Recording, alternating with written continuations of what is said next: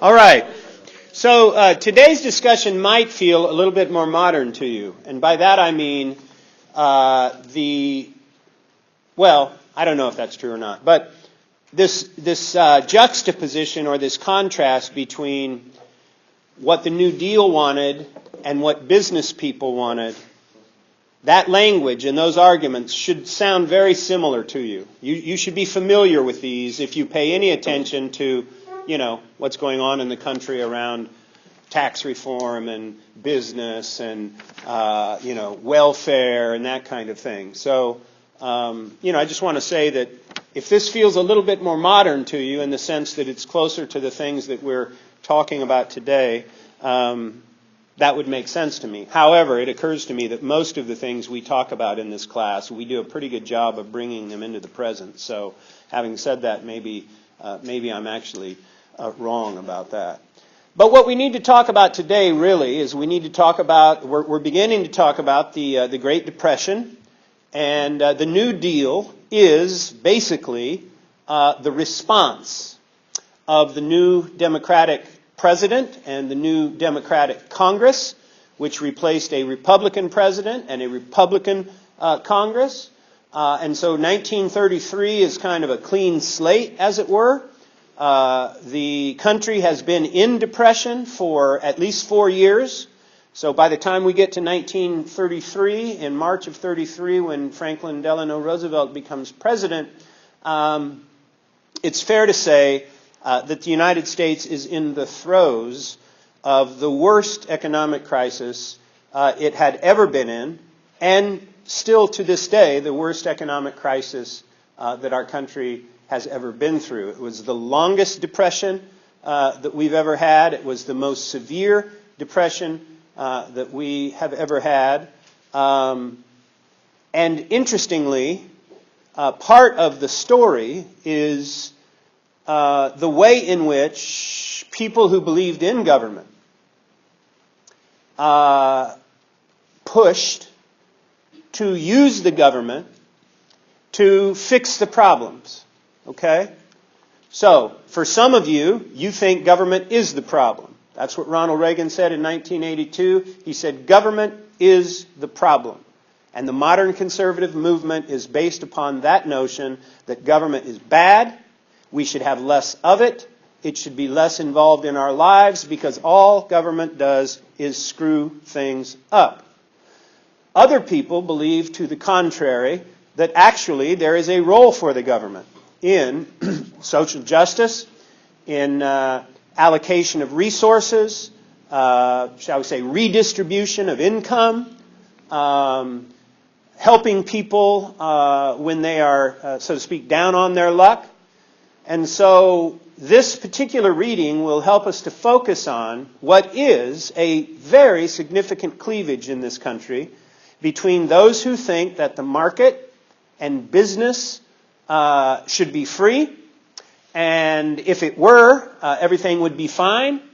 Or if not everything's fine, at least it would be the market, and people would be free to be ignorant, and free to be untrained, and free to be poor, if you will. And then there's a whole other cohort of people who believe that no, government should be used to regulate the ill effects of a market economy. Those are two very different points of view. And people have very serious differences and fallings out over that. And I would argue that that's really, that is at the core of part of our struggle right now today. Either people like government and they think it's useful, or people hate government and they think it's counterproductive. Okay? All right. Having said that then, question number one, basically what was the New Deal? On what principles was it built? I don't expect you to be able to mention every single New Deal program, but in principle, I think you guys ought to be able to say something about this, okay? So let me see, Angelica, get us started. What was the New Deal, and on what principles was it built? It was like a series of federal programs, public work projects, and like financial reforms and regulations that was enacted. To do what, do you think? Why? Let me see.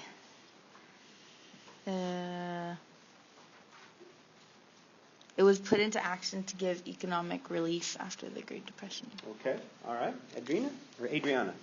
Is it Adriana? Yeah, it's Adriana. Yeah, Adriana. Add to that.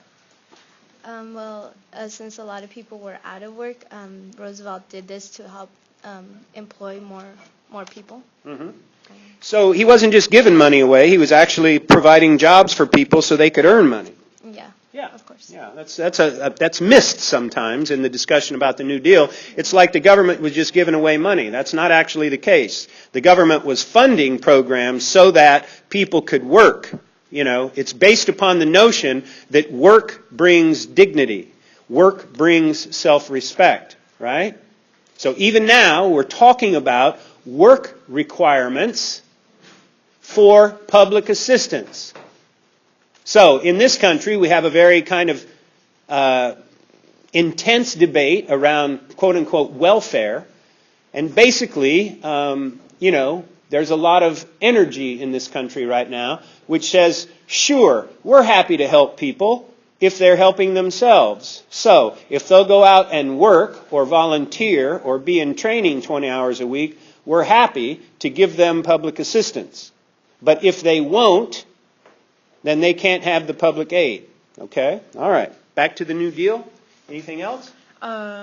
Business people didn't like it, or the white working class didn't like it. Okay, business people didn't like it. White working class loved it. Oh, okay. Business people didn't like it. Why would the white working class love the New Deal? I don't know. Give jobs away to them, maybe. It didn't give jobs away. Why would the white working class like the New Deal? I'm not sure. Not sure? You got Go ahead. I'm not for sure, but That's fine. I think maybe because it'd be helping they would be happy that other people were contributing and not just themselves. Okay, all right, fair enough. Let me see here, Amanda. Well, the working class just in general was mostly affected through the Great Depression, following layoffs. They were the people who got screwed over by credit, people who lost all their savings, even if they didn't invest in stocks when the banks crashed. So the New Deal was their safety line. The New Deal was intended to help everybody, who was laid off, who lost their jobs, who lost their savings. So that's why they favored the New Deal. And then, in a opposite to the working class or not the working class, opposite to business owners who didn't like it. Okay. So on this point, though, we have seen workers struggling in this class for what kinds of rights? Rights to what? For decades now. Unions? Unions, that's exactly right. So we've seen that millions and millions of people fought decade after decade for unions and for the rights to do what? What kind of bargaining? What do we call it? You don't bargain by yourself, you bargain. When you bargain with others, you bargain collectively. That's exactly right. So, the rights to collective bargaining. So, unions legalized. The Wagner Act, 1936. Unions are legalized. They set up a National Labor Relations Board, which monitors labor activities. By the way, if you want to follow me on Twitter at Farelenko, Farrell, E-N-K-O, I just posted a link today to a very interesting article about how, after the tax reform, wages are remaining stagnant, and how some businesses, for instance, like McDonald's and Carl's Jr., actually have colluded with one another to not hire one another's people. These are agreements behind the scenes, right? So that's kind of what we're talking about here. It's 70 years later, it's 80 years later, but after having legalized unions and legalized collective bargaining, finally in 1936, and after those unions skyrocketed in the 50s and 60s, and union membership was up to 50% in the working class, now it's down to under double digits. Now we're into 8%, 6% people are unionized, right? So in a way, we've gone back to the 1920s. We've gone back to that period before the New Deal. Okay. Wouldn't that be because of unemployment? Like, you can't be in a union if you're not employed, you know? Is it with... No, it's not because of unemployment. It's because business hates unions. Unions give workers leverage, and it means that businesses have to pay higher wages, and businesses hate unions. That's what it boils down to. They don't want unions because it's going to affect their bottom line. By the way, there are a couple of Supreme Court cases this year that are going on, and it's fairly likely that the justices are going to strike down the right to work laws. Right to work laws mean not strike down, but buttress the right to work laws. Right to work laws mean, or right to work states, right to work laws mean that everybody has a chance to work, and you can't be kept off a job if you choose not to join a union. Okay? And this particular case that's going on right now is they're going to adjudicate whether or not a non-union member at a job site who benefits from the negotiating that the union does, whether or not that person who doesn't want to join the union can be forced to pay union dues. Because even though they don't join the union, they still benefit when the union negotiates for all workers, which they must by law. Theoretically, if that gets struck down, it could be the end of private unions in this country. So, I mean, we're at a very important juncture right now, okay? So basically, the New Deal was an attempt to use government to fix all of the kind of economic problems of the Great Depression, okay? The principle upon which it was built, again, is this notion that government should and government should regulate business for the benefit of most people. Okay? In other words, it's a kind of political agenda that has some social justice at its core. We'll be talking more about it. Okay? All right, question number 2. What was the American Liberty League? What were its principles? What interests did it represent? In what ways did its adherents see the New Deal as a threat to America? Emilio, get us started. The American Liberty League was a group of wealthy business owners. Very wealthy business owners, right? And the DuPonts. Do any of you recognize that name? DuPont? Yeah, well, okay, go ahead. And then the powerful political figures they were all opposed to the New Deal. Mm-hmm. They were opposed to it because they wanted to stay on top, and it affected their businesses and what they did. Because it was to help those who were struggling during the Great Depression, and they wanted to stay on top. Okay. And in principle, Marisol, what would they argue?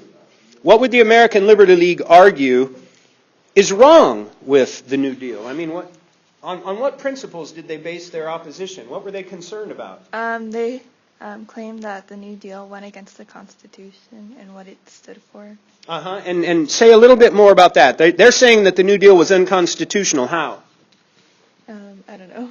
You're not sure? No, I'm not sure. Okay. Anyone in your group know what we're getting at here? Kyle? No? All right. Did it, in addition to it being constitutional, did it affect the freedom of Americans, Marisol? Well, the American Liberty League believed that it kind of affected like business, and it didn't allow business to have the power that it once did. Okay. So that's true, but as you learned the other day when we were arguing back and forth debating, a lot of times it matters how you couch your arguments, what language you use, right? So these people didn't want to talk about how it hurts business. Why? Why? Why didn't they want to talk about how the New Deal hurts business? People were already opposed to business. People were already not liking them and not liking industrialists, and they already had some tension. So they ran on the fact that the New Deal had a lot of like socialist undertones, and ran on the no expansion of government, ran on a different notion rather than it's hurting my business. Okay. Mm-hmm. So, whereas the 1920s was an unregulated decade, and government really did get out of business, and it produced the Great Depression, stock market crash, 1929, which lingered on and on and on, and Hoover couldn't fix it by letting the market just, recover naturally, as they said, right? And so by 1933, the entire business class has, for lack of a better term, a horrible reputation with the American people. So they can't say, hey, this is bad for business, because all these millions and millions of people who have suffered, in their opinion, at the hands of bad business are going to say, well, you guys screwed this up anyway, right? Okay. So in principle then, these American Liberty League people, they can't say this is bad for business. They've got to say it's bad for America because it's unconstitutional, right? And it robs Americans of their freedom, right? Now think about this for a minute. I'm having this nice little conversation with Amanda here. Sorry, everybody. But think about this for a minute. Let me ask a question. How does the New Deal rob America of its freedom? What's the argument? Government expansion. Okay. The government's becoming too intrusive and it's stripping people of their freedom, Okay. And it's regulating the economy. It's changing the nature of the free market. It's making the market less free, right? So get this. Their argument would be, you are most free, Sydney. You are most free when the market's free. The problem with that argument for the proponents of the New Deal is that the market was as free as it had ever been in the 1920s, and it just exploded, right? So here's the point, and this is, why this chapter is included in your readings, is I want you guys to understand, first of all, that there was opposition to the New Deal. It was significant, but it came from the business community, and for the most part, popular forces didn't like business in the 30s, and it was hard for them to get traction. But what I want you to see is that the same arguments they're using in the 1930s against the New Deal, the same arguments, will become increasingly effective decade after decade after decade, because to move forward to question number 5, sorry you guys, to move forward to question number 5, it seems like the New Deal is going to be the law forever. And it seems like business will never be able to recover. But business has recovered, and the New Deal has basically been deconstructed in many respects. Okay? And we'll be talking about this the rest of the semester. But here's the point. The New Deal as an American choice remains fundamentally right in the center of our politics right now. So that the progressives, who of course are stronger now and more, after the Trump election, the progressives, of course, on the farther left side of the spectrum, progressives, of course, are essentially saying we should go back to the New Deal. If you listen to Bernie, what Bernie was saying is FDR is our guy. We need to go back to the New Deal. That's what he was saying, which is really risky in a political atmosphere like this. But the notion is that an activist government that protects the rights of individuals, like workers and children, if it uses its power to keep those people from being, for lack of a better term, oppressed or subjugated by business, it is producing American freedom. Okay, listen. You can argue about a free market and you can argue about that being freedom, but the flip side of the argument is, but what about making sure that people have at least a minimum of economic wherewithal so that they can actually be free and not be, to use the word that we've used a lot in this semester, enslaved, okay? All right, so the point is, the New Deal and its opposition is going to remain very important to us, and that's why this chapter is so important, all right? All right, you guys have a good couple of days. We'll see you on Friday.